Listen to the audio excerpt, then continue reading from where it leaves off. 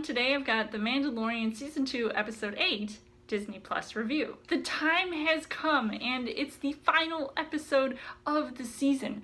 So will all questions be answered and worth the wait? So as far as the story goes, Peyton Reed directs the final episode of Season 2, and while he should get major props for the way this one came out, I should also thank Jon Favreau and Dave Filoni for contributing to the series as a whole as well. This one certainly had me wondering how this was all going to go down, and it did not disappoint, with every action sequence and having Mando on his way to getting his precious Grogu back safely. And it was very cool to see just how Mando and company were, all coming together to, go on this one final mission. So they take a cargo shuttle and are, on their way to Moff Gideon's ship and are being tailed by Boba Fett. And Moff Gideon looked like he was going to shit his pants. It was just really funny. His facial expression was just hilarious. And now, just a heads up, there may be some slight spoilers ahead, so if you haven't watched the episode yet, come back after you've seen it, alright? Okay, so here we go. As far as the casting goes, you've got Pedro Pascal, who once again has certainly proved that he loves playing the Mandalorian. And the way he interacted with Grogu was giving me serious glistening eye emoji. And when he took off his helmet in front of his boy, oh, it was so cute. It made me want to cry because it was just so good, and you really appreciate how their relationship has developed over these past 2 seasons, and I can't get enough of him. But he couldn't have obviously done this whole thing by himself, and girls certainly get the job done here in this episode. They also get some time to shine. A-Force who?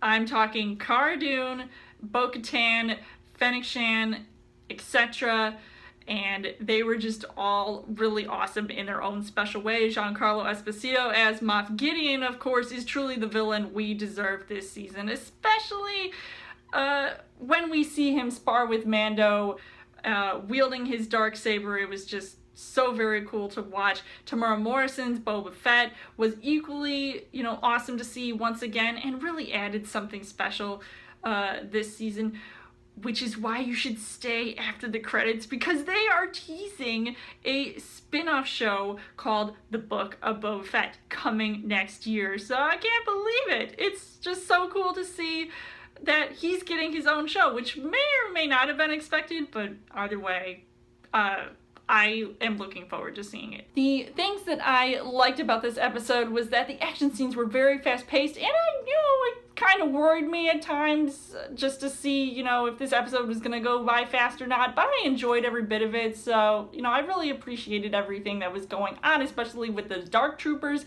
which reminded me of the Sentinels from X-Men Days of Future Past. I don't know if you guys felt the same way, but when it came to protecting Grogu, I had to believe that everything was going to be okay, because they were really focusing on him these past 2 seasons, and the tension just really had me on the edge of my seat. Suddenly, while everyone is fighting, a lone X-Wing shows up, and my mind is racing, and I'm just like, OMG, what is going on?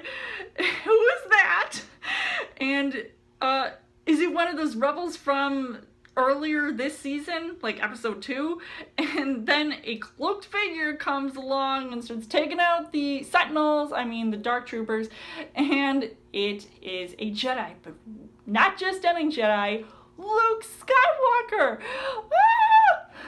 And with the way he fought, I was like, where has he been hiding these abilities and these skills? Come on, man! Plus, Mark Hamill, I saw, was credited for the episode, so that was really cool, even if it was totally deep fake looking. But man, it put a smile on my face, and we got to see the return of R2-D2 as well. But when Luke took Grogu away, he wants to train him, and I pray that's not the last we see of him, because ooh, I love Baby Grogu so much.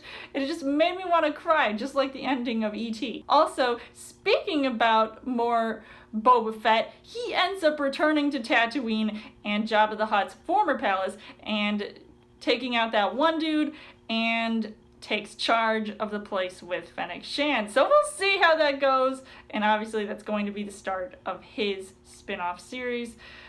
So that'll be very interesting as well. So overall, I will say that this series really had me in the feels. It gave me all the fan service I needed and more, and I just loved every minute of it. So I can't wait to see where this goes. I really hope that, you know, not only do we get a Boba Fett series, but we also continue with The Mandalorian season 3.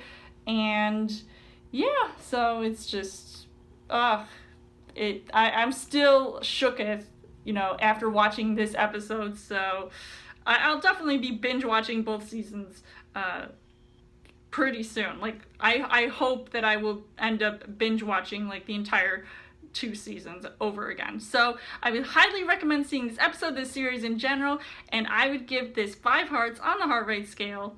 So let me know in the comments what you guys thought of The Mandalorian Season 2, Episode 8. And as always, you guys can subscribe to my channel. I've got more movie reviews, movie updates, come back every week for a Child Thursday video. You guys can also like me on Facebook and follow me on Twitter, and I'll see you guys later.